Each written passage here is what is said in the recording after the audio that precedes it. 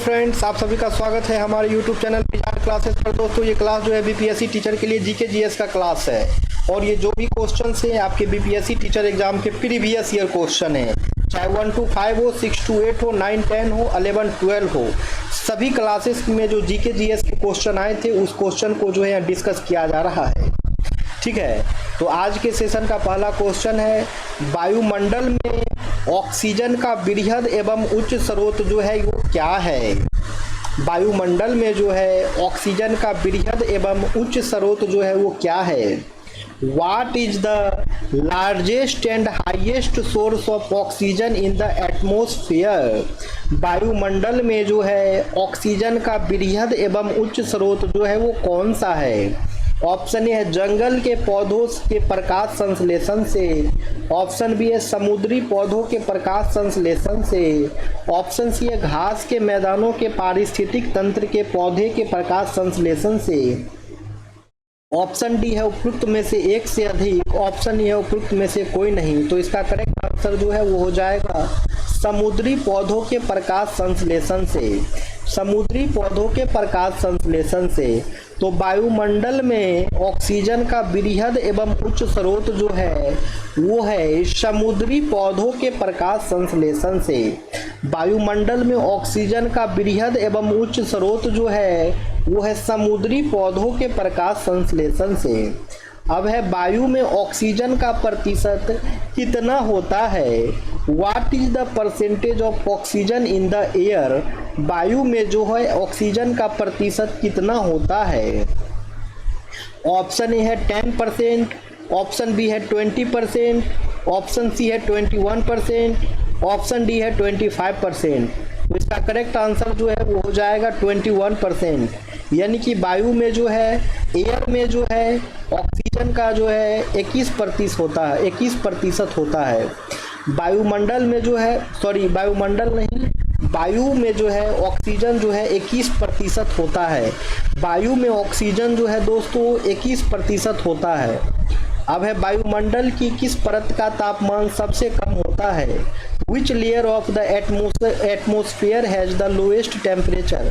वायुमंडल की किस परत का तापमान जो है सबसे कम होता है।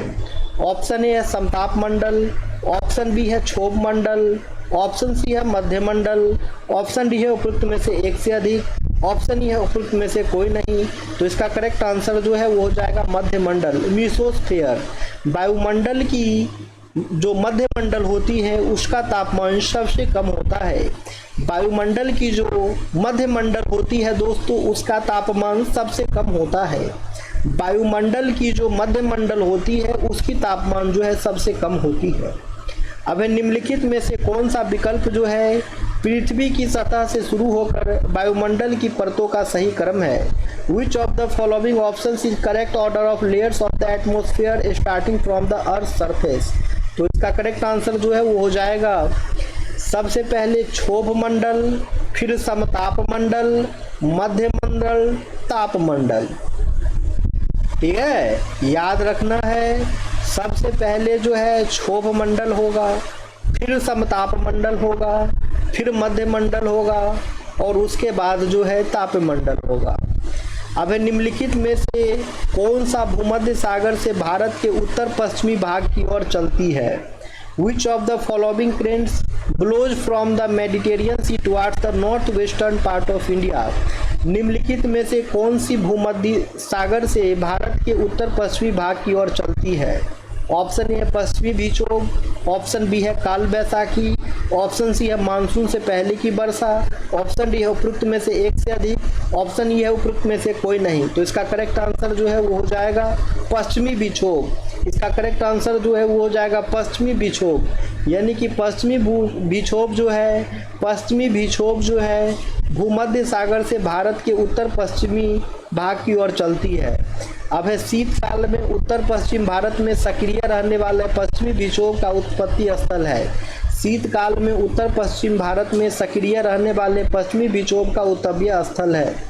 ठीक है, उत्पत्ति स्थल है। What is the place of origin of western disturbances which remain active in north west India during winters. शीतकाल में उत्तर पश्चिम भारत में सक्रिय रहने वाले पश्चिमी विक्षोभ का उत्पत्ति स्थल क्या है। ऑप्शन ए है एशिया माइनर, ऑप्शन बी है पश्चिमी एशिया, ऑप्शन सी है पश्चिमी एशिया का भूमध्य सागरीय तटीय क्षेत्र, ऑप्शन डी है उपरोक्त में से एक से अधिक, ऑप्शन ए उपरोक्त में से कोई नहीं। तो इसका करेक्ट आंसर जो है वो हो जाएगा पश्चिमी एशिया का भूमध्य सागरीय तटीय क्षेत्र। ठीक है, पश्चिमी एशिया का भूमध्य सागरीय तटीय क्षेत्र इसका आंसर हो जाएगा। अब है छितरे हुए वृक्षों वाले घास के मैदान क्या कहलाते हैं? छितरे हुए वृक्षों वाले घास के मैदान क्या कहलाते हैं? Grassland with scattered trees are called. Option A है सवाना, ऑप्शन बी है कृषि वन, ऑप्शन सी है वर्षा वन, ऑप्शन डी उपरोक्त में से एक से अधिक, ऑप्शन ई है उपरोक्त में से कोई नहीं। तो इसका करेक्ट आंसर जो है वो हो जाएगा सवाना। छितरे हुए वृक्षों वाले घास के मैदान जो है वो सवाना कहलाते हैं। निम्नलिखित में से कौन सा बायोम चैपरल के नाम से जाना जाता है? निम्नलिखित में से कौन सा बायोम जो है चैपरल के नाम से जाना जाता है? इसका करेक्ट आंसर जो है वो हो जाएगा भूमध्य सागरीय झाड़ी वन। भूमध्य सागरीय झाड़ी वन जो है चैपरल के नाम से जाना जाता है। जब बहता पानी चिकनी मिट्टी को काटता है और गहरे चैनल बनाता है तो उसे क्या कहते हैं? ऑप्शन ए है गली कटाव, ऑप्शन बी है सीट क्षरण, ऑप्शन सी है वनों की कटाई, ऑप्शन डी है उपरोक्त में से एक से अधिक, ऑप्शन ई है उपरोक्त में से कोई नहीं। तो इसका करेक्ट आंसर जो है वो हो जाएगा गली कटाव, यानी कि गली इरोजन जो है इसे कहते हैं जब बहता पानी चिकनी मिट्टी को काटता है और गहरे चैनल बनाता है तो उसे जो है गली कटाव कहते हैं। इंग्लिश में बोले तो गली इरोजन कहते हैं। अब है निछालन किस प्रकार की क्रिया है? What type of process is leaching? निछालन किस प्रकार की प्रक्रिया है? तो जिसके द्वारा मिट्टी में मौजूद क्षार नमक घुलता है और निष्कासित होता है। जिसके द्वारा मिट्टी में मौजूद क्षार नमक घुलता है और निष्कासित होता है उसे निछालन की प्रक्रिया कहा जाता है। अब है निम्नलिखित में से कौन ऊर्जा का नवीन क्रिया स्रोत है? Which of the following is a renewable source of energy? तो इसका आंसर जो है सेशन एंड होने के बाद आप लोगों को कमेंट सेक्शन में कमेंट्स करना है। दोस्तों जो लोग भी नए हैं चैनल पे, चैनल को सब्सक्राइब भी कर लेंगे ताकि आने वाले वीडियो का नोटिफिकेशन आप सभी को मिलता रहे। चलिए तो फिर मिलते हैं कल की क्लासेस में। Thank you friends, thank you everyone.